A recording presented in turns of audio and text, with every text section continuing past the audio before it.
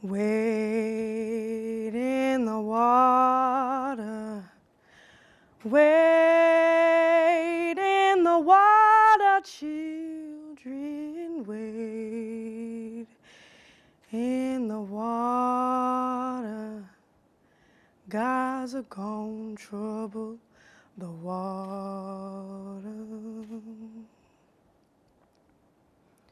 One of millions tide-packed on this 21st century slave ship. Now, not your everyday slave, no house niggas, no planners. We on this ship 'cause massa wearing a sandy brown hat on the tip of his head. Eyes, the color agreed. Right hand the whip, left his taken hand, wrinkled like crow's feet, shaking uncontrollably. We call him the credit monster. Yeah. He's always saying how we on this ship 'cause we special. That we financial slaves going to the new world that ain't no cotton picking fields no more. These are dollar picking fields where all we gotta do is go to college with our ankles chained to our wrists for 4 years and bam, we'll be free.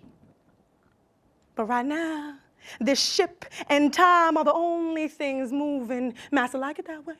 Master like to see us stumble when we walk, fall down, get back up, whip me till I'm red, dance, papa girl, dance, sing another hymn, slave girl, pray, slave girl, beg for help, begging master, let me be in debt. Let me be in debt, master, I need to survive. Can I borrow a subsidized loan to unlock myself? 'Cause we suffering here. He ignores me. See, begging over and over and over again comes to look a lot like silence. A deep blue sea, sealing in all the sounds that live within it till there's nothing human enough left to rise to the surface. We let our voices be taken from us. I volunteered for slavery. One of millions tide-packed on this 21st century slave ship. The more slaves Master pack on one ship, the more profit he can make. The more financial aid Master hide in the body of the boat, the more loans he gives out, the more we give up, the more debt we are in, the more minimum payments we pay to just pay off interest. We are our master's one-time interest. But time and this here ship keeps on a-moving. And our debt keeps on a-growing like time keeps on a-repeating itself like this is a cycle.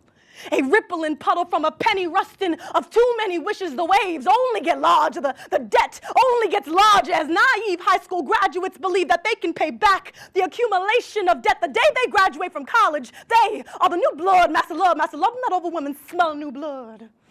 Ripe. Master say the best slaves are the ones picked too soon from the poplar trees. Fresh. Master calls us a strange fruit. Sweet. So sweet that Master hands, wrinkled like crow's feet, want to pluck us from these trees. These new bloods still had a scent of hope dripping down their backs, but Master know how to break that out of them real quick. Break them till their voice boxes crack. Whip them till there's no more music. Master say don't throw them overboard yet. Just beat them down till they begging like the rest of them. 'Cause they need us, 'cause they are the servant to the lender, 'cause you can always ignore begging. It looks a lot like silence. Thank you.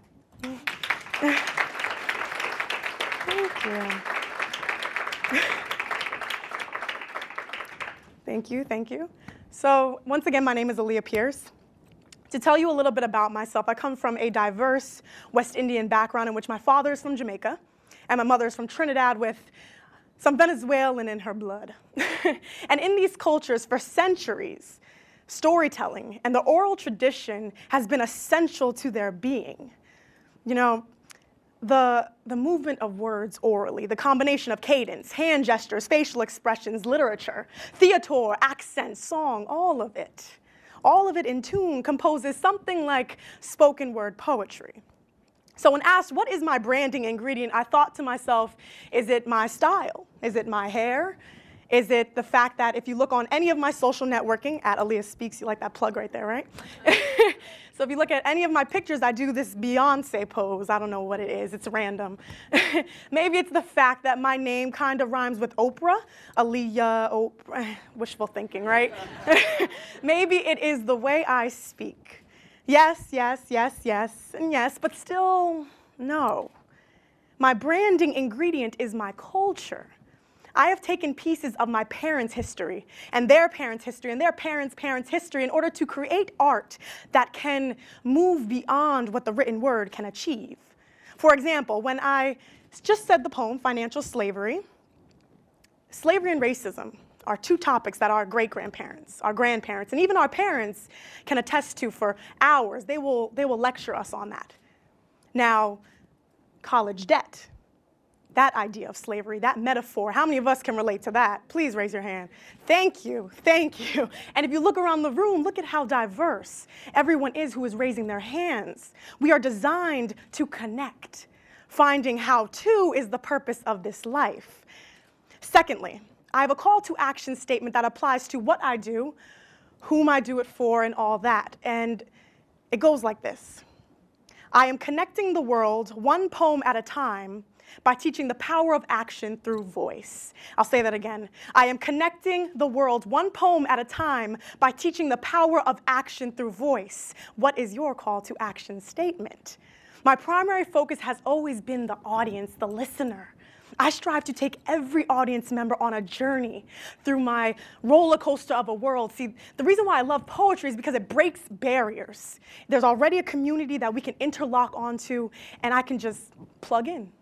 And what I love even more about poetry is the fact that it can transform your common phrases and your overused statements like, instead of saying, I miss you, I am a hummingbird who has lost its voice.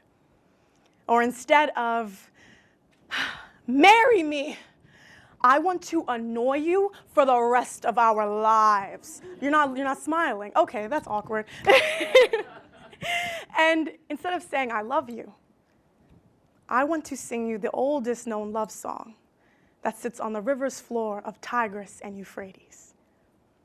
See, poetry breaks boundaries. And once you understand and know what you want to do, you can connect with people and build that relationship. Third, I understand myself. I've realized that I link time and space. I am the then and the now. My work is not only for today, but it is for yesterday and tomorrow. Branding transcends time. Can you say that with me? Branding transcends, beautiful. You guys are amazing. I absolutely love you. So branding transcends time. When you cut your hair, change your style, and age 25, 35, 45 years and can't do Beyonce poses anymore, what will be your brand? So all in all, finding your ultimate purpose is first, then finding the why and how can you engage, how can you be creative, how can you be innovative? Then live your brand so much that it has no option but to be a reality. We are all connectors. How will you connect this world? Thank you so much.